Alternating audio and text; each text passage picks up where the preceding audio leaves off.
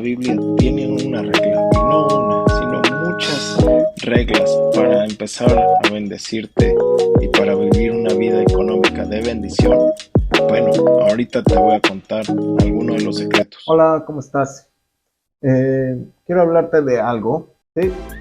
Así como lo viste, hay una regla para que esté en la Biblia para generar más finanzas y para muchas cosas. Y aunque no lo creas, la Biblia nos habla mucho de finanzas, cosa que no creemos. La Biblia nos cuenta la historia de José, de cómo José estaba en medio de Egipto y tiene un sueño, Faraón. Todos no sabemos, o muchos no sabemos esa historia, donde José le dice que tiene que quintar la tierra, de separar el 20%, guardar el 20%, de hacer que el 20% esté aparte y que el grano se guarde. Entonces eso en la economía de hoy, de hecho hay una regla que es la regla del 20. Y entonces la regla del 20 te ayuda a generar el hábito de ahorro y el hábito de cuando hay exceso, reinvertir. Uno de los hombres más ricos del mundo, Carlos Slim, dice que tenemos que, en la época de las vacas gordas, invertir en la empresa para que cuando las vacas flacas lleguen, porque el mundo se rige bajo esas dos leyes, las vacas gordas, las vacas flacas. Pero cuando nosotros tenemos ese hábito del 20, las vacas flacas no nos pasa nada. Y es más, el mismo Carlos Slim cita que cuando están en la época de las vacas flacas es cuando hay oportunidad. Pero ¿cómo vamos a tener oportunidad si no aplicamos la regla del 20 que viene en la Biblia? Evita la deuda, sal de la deuda, conquista con la deuda.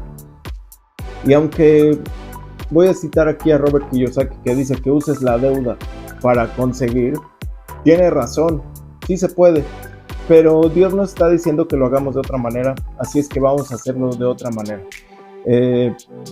Y puede ser todo un video para cómo conquistar con deuda, porque muchos lo han hecho sin saberlo tal vez, y otros lo intentaron hacer pero lo hicieron mal.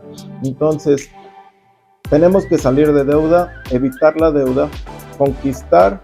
Si eres sabio financieramente, conquistar con deuda, pero yo creo que Dios lo que quiere hacer ahora es que nosotros aprendamos a vivir sin deuda por todo lo que el mundo está viviendo. Las cosas no caen del cielo. Esto explota mucho porque pensamos que Dios va a hacer llover la economía buena hacia nosotros, pero Dios mismo en la palabra dice que ahora sí que Dios mismo dice, y en la palabra dice, que tenemos que trabajar por ellos. Proverbios 10:4 te dice que tenemos que ser diligentes. Entonces, tenemos que trabajar, tenemos que buscar fuente de ingreso, tenemos que no solamente confiar en Dios, sino que buscar dónde Dios nos está poniendo para ejercer dominio sobre él, donde Él nos puso. Adán fue hecho e inmediatamente la primera cosa que Dios le dio fue trabajo. Entonces cuando tú estás queriendo salir de muchas cosas o conquistar algo o establecer algo o poner algo, lo que tienes que hacer es ser diligente. Para que tu economía crezca, tienes que ser diligente. Para que apliques la regla del 20, tienes que ser diligente. Para que salgas de la deuda, tienes que ser diligente. Y Dios pondrá las ideas, o Dios pondrá la gente, Dios pondrá todo, pero si tú eres diligente, diversifica. ¿A poco? En el mundo se dice que no pongas todas tus monedas o toda tu inversión en una sola canasta. Eso es lo que se dice en el mundo. Pero Eclesiastés dice lo mismo. Entonces, Eclesiastés 11 dice que tienes que diversificar. Entonces, eso nos está hablando de principios bíblicos, que nosotros tenemos que ser sabios para generar diferentes fuentes de ingresos, diferentes, algunos más chicos, otros grandes, otros constantes, otros esporádicos y espontáneos.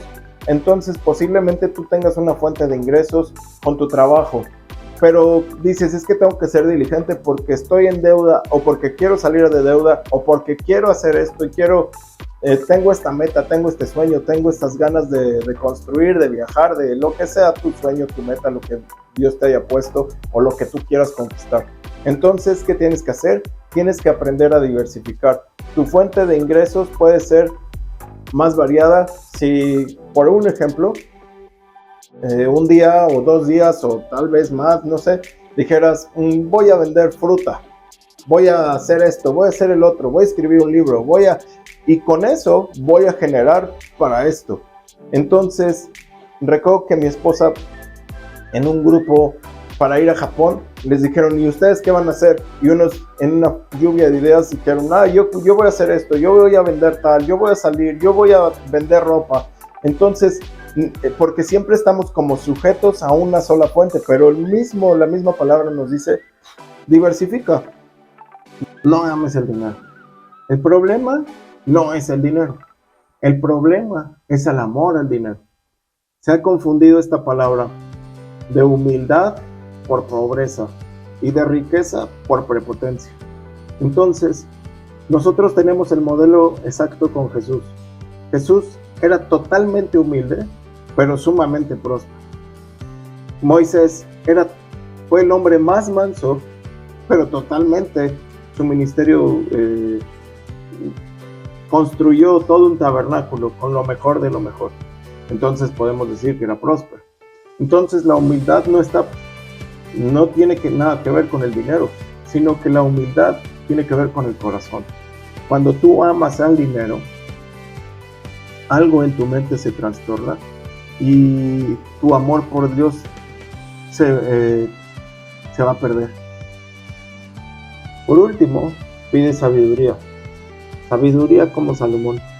Sabiduría, él estaba a cargo de lo nuevo que vendría para el reino de Israel, y Dios le dice, ¿qué quieres que te dé? Y Salomón le dice, dame sabiduría para dirigir a tu pueblo. Muchas veces pedimos sabiduría, pero no la pedimos concreta, la pedimos, pues dame sabiduría, y posiblemente seamos sabios para algo, pero ahí Salomón dice, dame sabiduría para dirigir a tu pueblo. Entonces nosotros tenemos que pedir sabiduría a Dios. ¿Para qué propósito? Para salir de deudas, para conquistar, para aumentar mis ingresos, para poder ser buen administrador. ¿Para qué propósito? Entonces, pide sabiduría con un propósito. Siempre pide sabiduría con un propósito y Dios te va a dar esa sabiduría. Entonces, estamos aprendiendo hoy y estamos aprendiendo ahorita en este video cómo la economía y todos los términos que hemos hablado, todos están basados en la palabra de Dios y muchísimos más. Y vemos historias en la palabra que los hombres eran prósperos, los hombres tenían tierras, tenían propiedades, tenían ganado, tenían muchos hijos. Los hijos se contaban como prosperidad.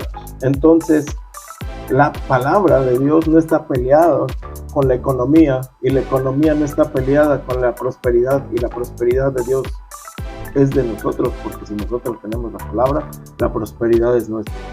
Hablemos de dinero, enseñemos de economía. Es lo que nos ocupa. Tenemos que aprender que Dios nos quiere ver prósperos, que Dios nos quiere ver arriba y no abajo, cabeza y no cola, que Dios nos quiere ver que prestamos y no pedimos prestado, que Dios nos quiere ver con una fe basada en lo que Él dice. Entonces, y por último, el Señor Jesús habló muchísimo más de economía que de fe. Yo creo que es importante. Adiós.